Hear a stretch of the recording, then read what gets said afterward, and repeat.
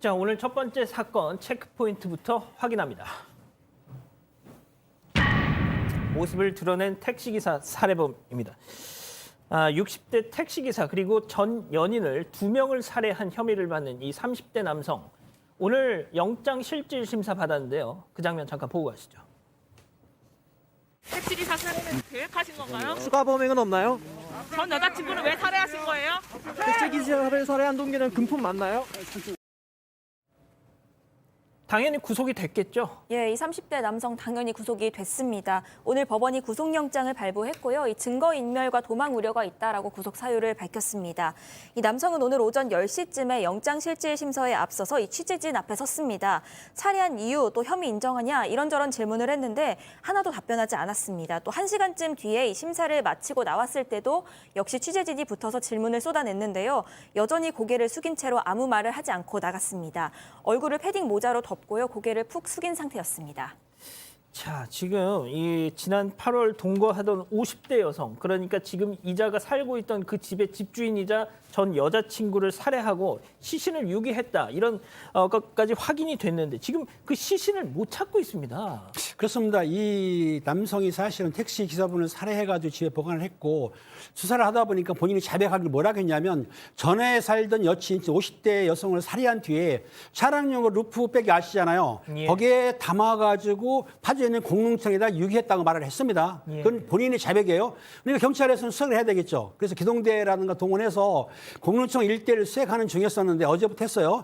오늘 오전 10시 반까지 하는 중에 군에서 연락이 왔습니다. 예. 그 공릉청 일대에 그 유실된 지뢰 아시죠? 밟으면 터지는 거. 네네네. 그러니까 아마 목함 지뢰라든지 M14 지뢰 같은데 그게 유실됐기 때문에 혹시라도 수색하는 과정에서 2차 피해가 되지 않겠냐. 그럼요. 안 그러니까 되죠. 경찰에서는 어쩔 수 없이 도보 수색은 좀 자제하고 드론을 이용해서 공중 수색이라든지 수중을 해 수사를 하고 있는데 이게 문제가 있습니다. 왜냐하면 이 살인마가 뭐라고 했냐면 8월 달에 여성분을 살해했어요. 8월 달에 유기했으니까 지금 5개월이 됐지 않습니까? 그러니까 당시에 뭐 장마도 비도 많이 왔기 때문에 그 시신이 유실될 수도 있고 예. 또 그리고 너무 오래됐으니까 아마 그게 땅 속이라도 아니 그 바다 속 강 속에 또 파묻힐 수도 있거든요. 그러니까 어찌됐든 간에 경찰에서는 수색하고 있지만 시간이 걸릴 건데 이 수색은 피의자의 진술이기 때문에 이게 사실 이 사람이 진실을 말 않고 다른 산속에 유기했을 경우 다른 곳에 버렸을 경우에는 효과가 없는데 아무튼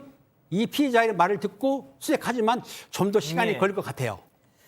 자, 도대체 왜 살해를 했느냐 그 동거녀를. 그렇죠. 예, 일단 그 피해 여성 그 주택의 소유주였고요. 거기 지금 몇 년째 만나다가 최근 4월부터 올해 4월부터는 거주 동거를 했다라고 주장을 하고 주장입니다. 이 남성 이 피해자 얘기에 따르면 채무 문제로 좀 다투다가 우발적으로 살해했다라고 얘기를 하고 있고요. 동기로 살해를 했는데 시신은 차량용 루프백에 담아서 버렸다고 하고 다만 살해 도구를 지금 경찰이 확보를 하지 못하고 있어요. 근데 좀 이상한 부분들이 꽤 많습니다. 일단은 뭐 이 본인 진술이니까요. 이 동거를 하면서 번번한 수입도 없는데 한 80에서 100 정도의 양주를 많이 사 먹는 등 사치 생활을 좀 했다고 합니다. 이런 부분들은 경찰이 좀 더 조사해야 될 부분으로 보입니다. 자, 이수정 경기대 교수가 오늘 한 라디오에서 나와서 이 이자에 대해서 뭐라고 했냐면 말이죠, 승현님. 네네. 남의 신분을 도용해서 남의 재산으로 삶을 영위했다. 이 상당히 사이코패스적인 성격이다. 그랬잖아요, 지금 이거 보면. 사실 뭐 지금 저희가 나와 있는 파편 조각인 여러 가지 어떤 현상만 보더라도 이게 앞뒤가 안 맞는 이야기가 많이 나오는데 뭐 시청자 여러분 아연실색할 수 있는 게 한 2가지 정도가 되는 거잖아요. 그 전 여친이 사망한 살해한 그 장소에 지금 피의자가 살고 있었고 이 피의자가 살고 있는데 새로운 여자친구를 이 집에 데리고 왔다는 거예요. 그럼 그러니까요. 데리고 오면 이 여자친구 입장에서는 그런 이야기 할 거 아니에요. 저 화장품 누구 거냐고. 그래서 그런 어떤 다툼이 있을 때 어떤 일을 했는가 하면 택시기사를 만나서 택시기사를 살해를 했잖아요. 제가 거듭 말씀드리지만 음주운전해서 택시기사와 충격을 했다는 것은 그 사람이 주장이기 때문에 의도적으로 혹시나 그런 범행을 좀 이렇게 의도했는 게 아닌가를 경찰은 살펴야 되고 여기서 부딪히고 난 다음에 그 택시 운전사의 카드로 한 600만 원치 정도의 선물을 지금 이 여자친구에게 사줬다는 거예요. 그러니까 이게 사람을 살해하고 난 다음에 그 여자친구에게 선물을 사준다? 이것도 또 기함할 일인데 아까 제가 말씀드렸다시피 그 집에 살고 있는 지금 사망했다고 하는 그 아파트 여주인, 그 여주인의 카드 등을 사용해서 뭔가 대출을 받고 이 부분은 조금 확인돼야 되지만 그 카드 회사를 통해서 이 아파트에 1억 가까운 지금 이렇게 담보가 잡혀 있다는 그런 이야기도 나오고 있으니까요. 제가 봤을 땐 정말로 좀 이자의 여러 가지의 정황을 꼼꼼하게 살펴야 한다는 말씀드리겠습니다. 그러니까 말이죠. 자, 그렇다면 진짜 이 살인마, 사이코패스 같은 전문가들의 이런 평가를 받고 있는 이 자가 그 지역 주민들한테 과연 어떤 평가를 받았었는지 그 주민들 얘기 잠깐 듣고 가시죠. 들어서 1월부터 계속 본 것 같은데. 근데 그분이 그 남자분이 장모님이 치매 걸리셨다고 여름 때 그저 뭐 요양을 하고 간병을 하고 해서 와이프가 정신이 없다. 그래서 그리고 나서 안 보이길래 한 번 안부를 물었다고 어머니 장모님 걸리라고 정신이 없다고 그 후로 여름이 마지막이었을 거예요.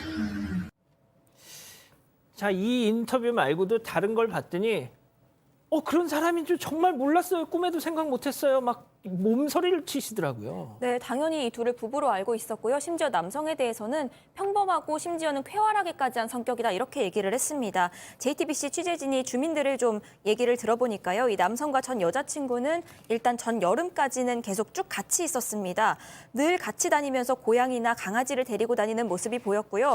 같이 운동을 간다거나 캠핑을 가는 모습도 봤다고 합니다. 강아지 산책을 자주 나와서 자주 모습이 보였는데 이 여성을 직접 와이프, 부인이다 이렇게 지칭을 하고 여성이 연상입니다 이런 얘기까지 했다는 겁니다. 그런데 이 여성이 4-5달쯤 전부터 보이지 않았다는 이 주민들의 증언이 나오고 있는데요. 이 남성이 앞서 경찰에서 8월 초에 전 여자친구를 집안에서 살해했다고 진술을 했잖아요. 이것과 정황이 들어맞는 부분입니다. 또 남성은 주민들에게 좀 의심을 살까 걱정이 되었던지 장모님이 치매에 걸려서 이 아내가 간호를 하느라고 정신이 없다 이런 얘기를 했다고 합니다. 또 조선일보에 따르면요, 이 남성은 이웃 주민들에게 자신을 자전거 매장을 여러 개 운영하는 사장이라고 소개를 했습니다. 이 매장을 여러 개 운영을 하는데 본인은 출근을 하지 않고 점장을 두고 있어서 매장을 운영하는데 출근은 하지 않는 상황이다 이렇게 설명을 했다는 겁니다. 들으신 것처럼 개 산책을 하는 모습을 주변 동네 사람들한테 보여주고 고양이도 키우고 아시겠지만 연쇄살인범 강호순도 시베리안 허스키를 키웠습니다. 자, 팀장님.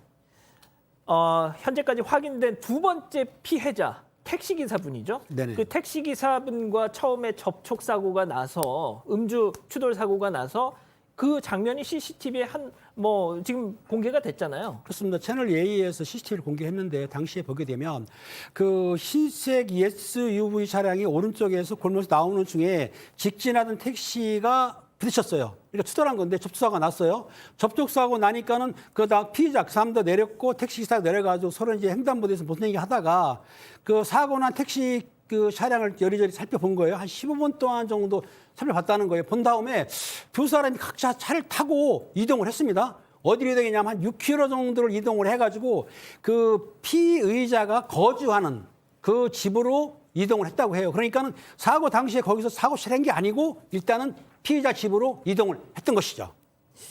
자, 과연 이 두 건이겠느냐를 지금 많은 분들이 가장 걱정하고 있습니다. 사이코패스적 기질이 있는 거 아니냐, 이 조사가 필요하다는 얘기를 하는데 그 이유는 또 다른 이유가 있습니다.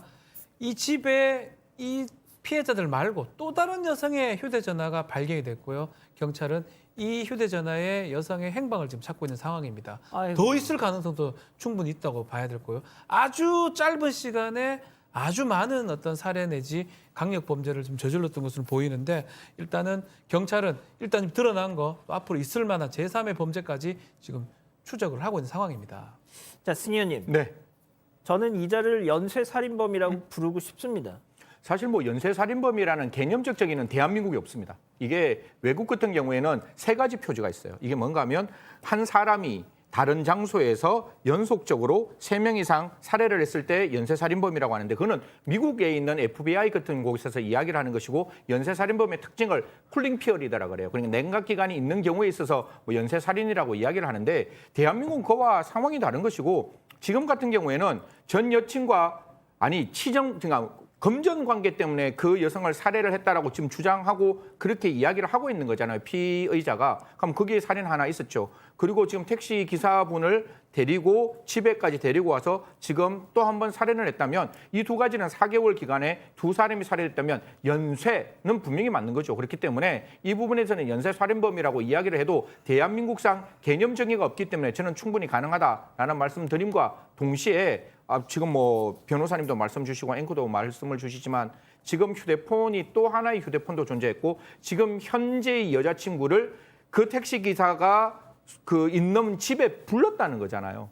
그럼 만약에 그 시체가 같은 장소에서 같이 있는 속에서 발견되었다면 이 남성이 어떠한 행동을 했을지 우리는 진짜 상상하기도 싫은 상황이 만들어질 수도 있는 거잖아요. 그렇기 때문에 이 사건 변호사님도 말씀 주시고 우리 팀장님도 말씀 주셨다시피 꼼꼼하게 이 사건 좀 들여다봐야 된다. 저는 연쇄살인범이라고 말하는 것 가능하다라는 말씀 드리겠습니다. 박 변호사님. 네.